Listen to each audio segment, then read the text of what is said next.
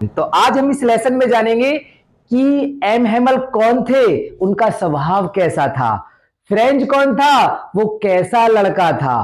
French के साथ रास्ते में क्या क्या दिक्कतें आती हैं और एम हेमल को किस बात का पछतावा होता है। तो ये सारे पॉइंट्स आज हम इस स्टोरी में कवर करेंगे और इसकी एक एनिमेटेड वीडियो हम आपको दिखाएंगे जिसके माध्यम से आप स्टोरी को ना बहुत अच्छे से समझ पाएंगे। और वीडियो के अंत में हम इस कहानी के हाइलाइट्स भी देंगे, इस कहानी के एमसीक्यू क्वेश्चन भी देंगे और इस कहानी के शॉर्ट और लॉन्ग क्वेश्चन आंसर्स भी देंगे, जिससे आप इस लेसन को एग्जाम के लिए भी तैयार कर सकें और यह लेसन आपको भविष्य में कभी भी परेशान ना करे। तो चलिए बच्चों, इस कहानी की एक्सप्लेनेशन को शुरू करते हैं।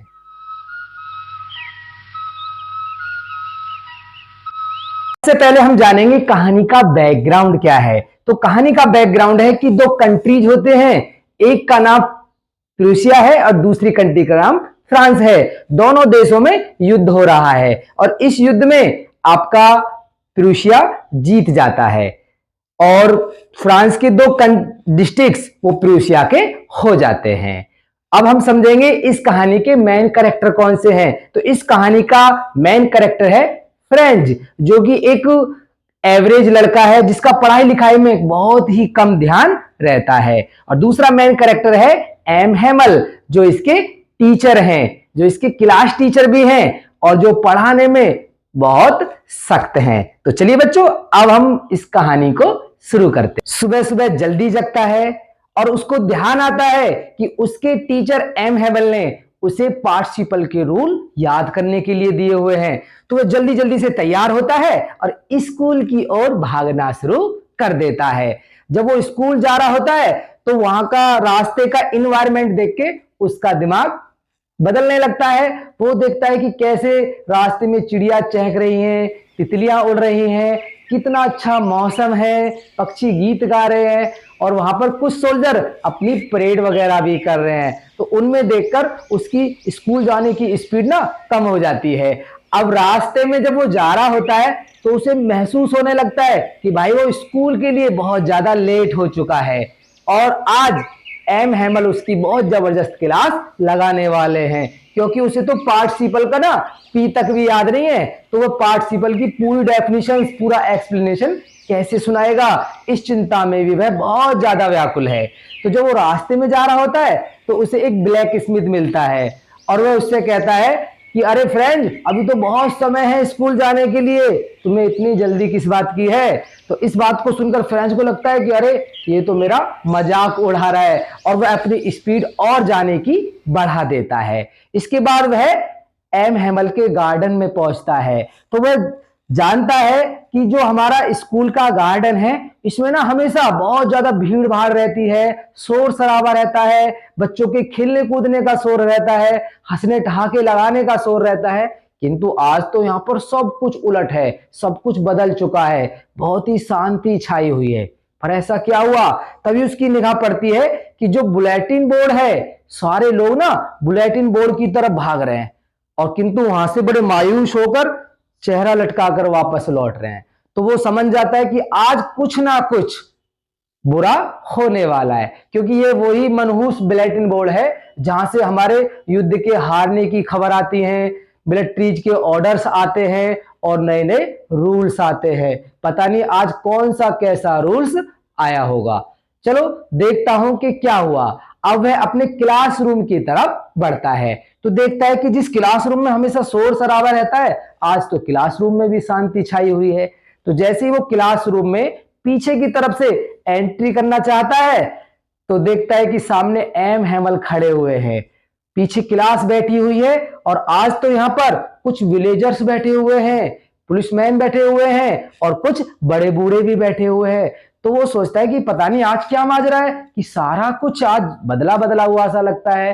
तो इतने में ही वह कुछ समझ पाता, एम हेमल उसे टोक देते हैं, कहते हैं कि फ्रेंड आओ, हम तो आपका ही इंतजार कर रहे थे, बैठो। तो अब वो बड़ा संकोच से बैठ जाता है। तो अब वो नोटिस करता है कि आज जो एम हेमल है वह अपनी कॉमन ड्रेस में नहीं है, आज तो इन्होंने स्पेशल ड्रेस पहनी हुई है, वही ड्रेस जो किसी इवेंट या फंक्शन पर पहनते हैं। चलो देखते हैं कि क्या होता है। तो एम हैमल उसको बताते हैं, सारे लोगों को बताते हैं कि साथियों आज यह क्लास अंतिम क्लास है, लास्ट क्लास है, क्योंकि हमारा जो देश है वह युद्ध में हार चुका है।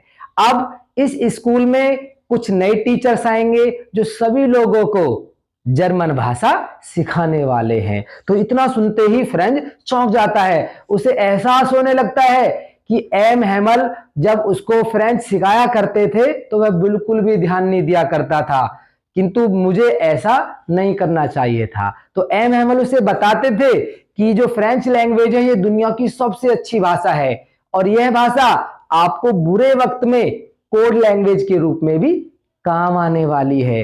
तो तुरंत फिर वो एम हैमल पर ध्यान देता है। तो एम हैमल बता रहे होते हैं कि प्यारे बच्चों, मैं आपसे कहा करता था ना कि आपको फ्रेंच लैंग्वेज अच्छे से सीखनी है, तो अब वक्त आ गया है कि यह लैंग्वेज आपके लिए एक वेपन्स जैसा कार्य करेगी, क्योंकि जर्मन के लोगों को यह भाषा आती नहीं है और आपस में आप लोग अपनी सारी बातें इसी भाषा में कर सकते हैं। तो यह लैंग्वेज आपको कोड वर्ड के रूप में यूज करनी पड़ेगी, तो जो आपकी बहुत ज्यादा मदद करेगी। तो इस बात को सुनकर फ्रेंच को एहसास होता है कि मैंने बहुत बड़ी गलती की, मैंने फ्रेंच भाषा को कभी सीरियसली ही नहीं लिया। तो अब एम हैमल बता रहे होते हैं कि बच्चों आज आपकी ये अंतिम क्लास है और मुझे दुख है कि मैं आपको अच्छे से फ्रेंच लैंग्वेज नहीं सिखा पाया। तो ऐसा कहते हुए वह भावुक हो जाते हैं। वो बताते हैं कि मेरी गलती है कि मैंने बच्चों से कभी गार्डनिंग का काम कराया, कभी साफ सफाई कराई, कभी मैंने ही बंक कर दिया। तो मैं अपनी गलती स्वीकार करता हूं, मुझे ऐसा करना नहीं चाहिए था। किंतु बच्चों के अभिभावक, बच्चों के जो पेरेंट्स हैं, उनकी भी गलती है कि उन्होंने बच्चों को समय पर स्कूल नहीं भेजा, उन्हें पढ़ाई का महत्व नहीं समझाया। तो इतने में ही फ्रेंच को भी एहसास होता है कि गलती तो मेरी भी है, मैंने ध्यान से कभी लेसन को समझा ही नहीं और एम हैमल की पढ़ाई को कभी सीरियस लिया ही नहीं, मैं हमेशा इनकी पढ़ाई को मजाक में ही लेता रहा। तो सभी लोग अपना अपना एहसास कर रहे होते हैं। वहां के जो विलेजर्स होते हैं वह भी आकर स्टेज पर बताते हैं कि वो एम हैमल के बहुत ही ज्यादा शुक्रगुजार हैं, उन्होंने यहाँ पर आकर बच्चों को अच्छी शिक्षा दी, वह उनके इस कार्य के हमेशा आभारी कृतज्ञ रहेंगे। तो इस तरह की सारी बातें क्लास में होने लगी। तो अब एम हैमल बताते हैं कि बच्चों आपकी अंतिम क्लास अब शुरू होती है। तो वह पार्टिसिपल के बारे में थोड़ा सा समझाते हैं और चौक लेकर अपने बोर्ड की तरफ जाते हैं और बोर्ड पर बस वो इतना ही लिख पाते हैं कि फ्रांस जिंदाबाद, और चौक को वहीं पर तोड़ देते हैं और पीछे वह मुड़ते भी नहीं है, हाथ के इशारे से बच्चों से कह देते हैं कि आपकी क्लास समाप्त हुई। तो प्यारे बच्चों, यह स्टोरी यहां पर ही समाप्त हो जाती है। एमसीक्यू, इंपॉर्टेंट क्वेश्चन और इसके लॉन्ग शॉर्ट वगैरह के क्वेश्चन सारे कुछ हम समझने वाले हैं।